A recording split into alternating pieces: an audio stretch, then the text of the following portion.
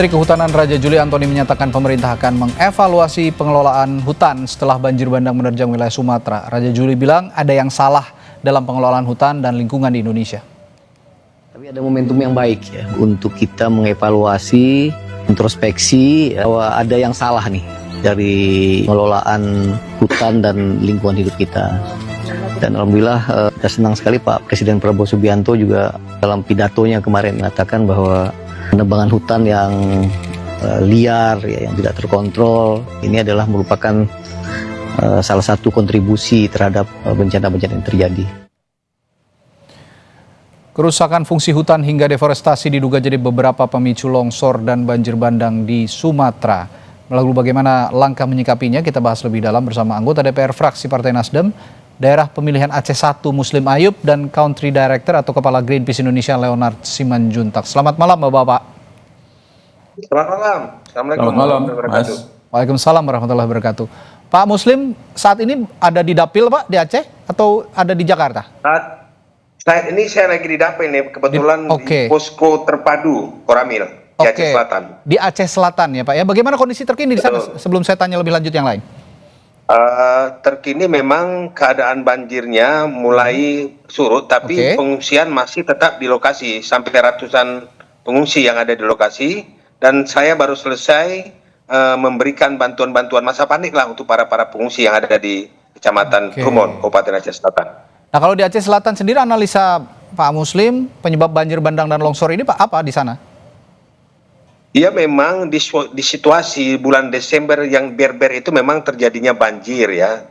Itu memang langganan setiap daerah terjadinya banjir bandang. Tapi dalam hal ini kita harus melihat juga apa penyebab terjadinya banjir itu. Tapi yang saya lihat ini sangat dahsyat sekali. Saya sudah umur 58 tahun ya. Kali ini memang banjir cukup besar sekali. Yang biasa. Bingung mau nulis apa? Ya gampang di Canva. Tulis captionnya, klik tulisan ajaib. Pilih gaya bahasanya. Wah, gampang itu.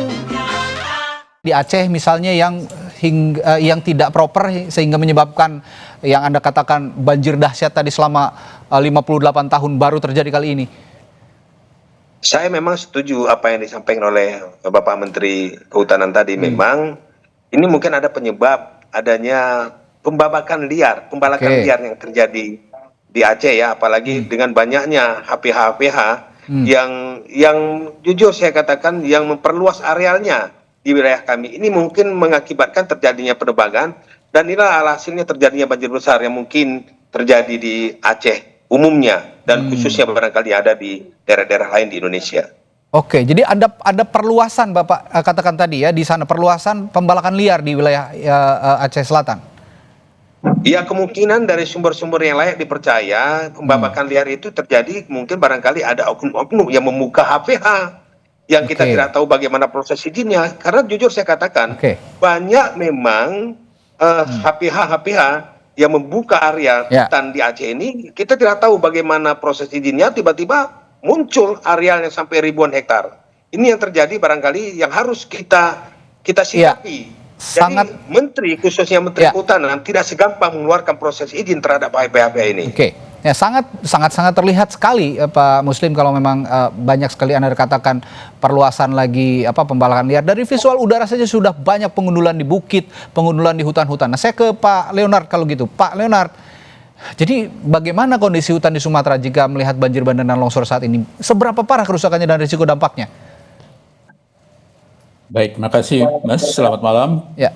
Pertama-tama tentunya kembali menyampaikan rasa duka kepada seluruh masyarakat yang terkena. Ini bencana luar biasa. Saya kira ini mungkin salah satu bencana ekologis, bencana hidrometeorologis terbesar yang kita hadapi sampai saat ini. Jadi dan juga tentunya kepada seluruh tim yang masih bekerja keras untuk evakuasi, untuk buka akses dan sebagainya, kita sampaikan dukungan selalu. Nah, Sumatera itu sebenarnya memang sudah kehilangan sebagian besar hutannya. Hutan dataran rendahnya sudah hampir habis sebenarnya. Sudah terkonversi menjadi ya terutama adalah perkebunan sawit dan HTI. Itu masif terjadi sejak tahun 80-an. Sebenarnya yang relatif tersisa adalah di wilayah-wilayah pegunungannya, yaitu mulai dari kalau di wilayah dapilnya Pak Muslim di Leuser, kawasan ekosistem Leuser, turun ke selatan ke Bukit Barisan, sampai ke Bukit Barisan Selatan. Jadi itu yang tersisa, tetapi sekitar 10 tahun terakhir, 10 sampai 15 tahun terakhir juga terambah macam-macam proses-proses deforestasi yang terjadi di wilayah pegunungan ini. Dari yang legal, kita harus bicara yang legal. Jadi izin-izin itu diberikan dalam jumlah ribuan dan jumlah hektarnya jutaan hektar, sampai yang membalak liar. Itu di mana-mana. Itu jutaan hektar. Tapi saya berangkat dulu dari yang legal. Kalau memang yang legal saja sudah merusak begitu ya, apalagi yang liar begitu. Perlukah kalau demikian adanya moratorium, misalnya pemberian izin terhadap logging di hutan-hutan di Sumatera, terutama di Aceh yang juga saat ini cukup parah terjadi longsor dan banjir di sana? Ya, moratorium kita punya, Mas, sejak 2013 sebenarnya, sejak zaman Pak SBY, dilanjutkan oleh Pak Jokowi, dan tetapi praktek di lapangan tadi seperti Pak Muslim bilang, izin-izin keluar terus. Ya. Begitu. Jadi proses konversi lahan keluar terus, dan kemudian kemudian setelah Undang-Undang Cipta Kerja makin mudah lagi. Nah itu sekarang sudah merambah, kalau sudah sampai ke hulu-hulu das, tentunya itu yang kita lihat sekarang, kerusakan parahnya. Karena tidak ada lagi, sudah robek-robek fungsi lindung ekologisnya. Jadi kapasitas lingkungan menghadapi situasi cuaca ekstrim yang dibawa oleh siklon tropis Senyar ini ambrol. Jadi dia jebol sama sekali, sehingga kemudian tidak ada yang menahan luncuran banjir bandang di mana-mana itu. Baik. Gitu. Tanpa bermaksud menuding, Pak Leonard, saya ingin tanyakan, kalau menurut pandangan Anda, siapa aktor utama di balik deforestasi itu? Perkebunan sawitkah, tambangkah, HGU bermasalah, HTI, atau siapa? Siapa yang akan tanggung jawab? Saya akan tanyakan itu nanti setelah jeda di Sapa Indonesia Malam. Tetaplah bersama kami. Masih membicarakan siapa yang bertanggung jawab dengan peristiwa bencana hebat yang terjadi di Sumatera Utara, Sumatera Barat, dan juga Aceh. Terjadi banjir dan longsor di sana. Apakah betul penyebabnya adalah benar-benar deforestasi dan alih fungsi lahan? Dan kalau memang betul, kira-kira Pak Leonard, siapa yang bertanggung jawab? Kalau saya bisa tanyakan, tanpa bermaksud menuding, karena tadi berdasarkan pembicaraan kita sejak awal, ini memang ada pihak-pihak yang menyalahgunakan lahan-lahan di Sumatera Utara, Sumatera Barat, dan juga Aceh hingga menyebabkan bencana besar ini terjadi, Pak Leonard. Ya, kelindannya sudah begitu kusut sebenarnya, Mas. Ini banyak sekali pihak terlibat, dari pemberian izin yang sebenarnya sudah mengingkari moratorium, pemberian izin baru itu, dan juga pemutihan di mana-mana, kemudian kawasan tambang di kawasan hutan. Catatan teman-teman Jatam ada 1.907 izin usaha tambang seluruh Sumatera, luasnya 2,45 juta hektar.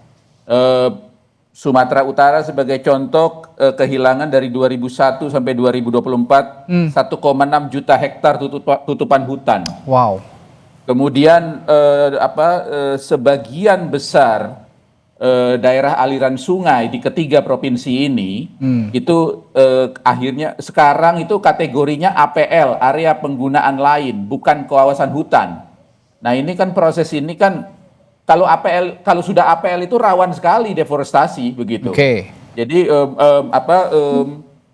kita sudah temui banyak kasus kan, artinya dari yang sifatnya manipulasi sampai korupsi, keterlibatannya banyak pihak. Oke, baik. Dari aktor-aktor negara sampai non negara. Ya.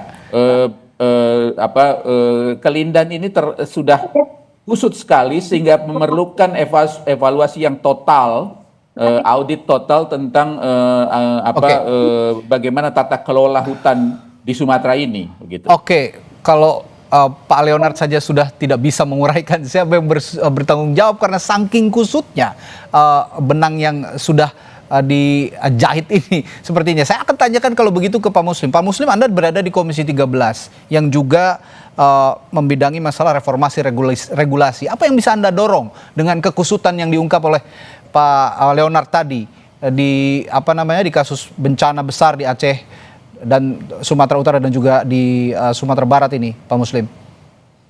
Boleh nggak saya berbicara sedikit masalah banjir silakan. besar yang terjadi di Aceh? Yang pertama begini, saya tetap mengatakan kepada pemerintah Republik Indonesia, ini statusnya ini bagi Aceh ya, ini dari 23 kabupaten kota, 18 kabupaten yang berdapat banjir besar. Hari ini saja data per tanggal 30 November 2025, totalnya meninggal dunia 96 orang. Jadi itu hanya di Aceh saja ya? 113 jiwa. Hilang 113 jiwa. Yang mengungsi 62.000 sampai 291 KK yang mengungsi. Jadi saya berharap ini bukan bencana-bencana daerah lagi nih, ini sudah bencana nasional. Sesuai mungkin barangkali Undang-Undang Nomor 24 Tahun 2007 tentang penanggulangan bencana nasional. Ada 5 syarat itu. Yang pertama, jumlah korban jiwa. Ini sudah luar biasa, sudah sampai 96 orang meninggal. Yang kedua, kerugian harta benda. Yang ketiga, kerusakan prasarana dan sarana. Yang keempat, cakup luas bencananya. Yang kelima, dampak sosial ekonomi masyarakat itu tersebut. Kami mendorong kepada pemerintah pusat untuk menetapkan bahwa Aceh dan Sumatera itu masuk dalam bencana nasional. Itu yang pertama. Dan saya sikapi apa yang disampaikan tadi. Yang pertama, kita evaluasi kembali izin-izin yang sudah diterbitkan oleh kementerian. Karena saya tahu, saya juga memahami juga menyangkut masalah perizinan juga. Saya yakin ada kekeliruan, ada main mata dengan terbitnya izin-izin ini. Kalau kita lihat dari kenyataan yang ada di lapangan, izin itu tidak sesuai dengan lahan yang dipetakan. Ini kan merupakan sumber persoalan. Misalkan izin ini di pusat, di daerah atau di mana, Pak Muslim? Ini khusus di daerah kami di Aceh. Artinya pemerintah setempat di daerah atau pusat juga yang punya peran untuk menerbitkan izin-izin yang dalam tanda kutip liar ini? Ini pusat. Kalau daerah tidak mungkin menerbitkan ini. Daerah itu masih memikirkan daerahnya. Jadi dia seorang pimpinan daerah tidak akan mungkin dia perjualkan daerahnya untuk menghancurkan daerahnya. Ini adalah pusat. Baik. Ini yang harus juga diperhatikan. Dan saya juga dengar ada beberapa proyek nasional juga yang menyebabkan deforestasi. Apakah betul? Singkat saja Pak Leonard, untuk yang menyebabkan deforestasi di Aceh, Sumatera Barat dan juga Utara ini. Ya, saya confirm Pak Muslim bahwa ini sekarang pusat yang harus bertanggung jawab karena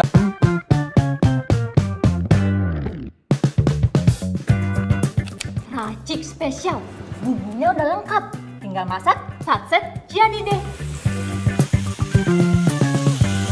Yakin Bu, ini aja rasanya udah spesial. Yakin chef, karena masaknya pakai racik spesial.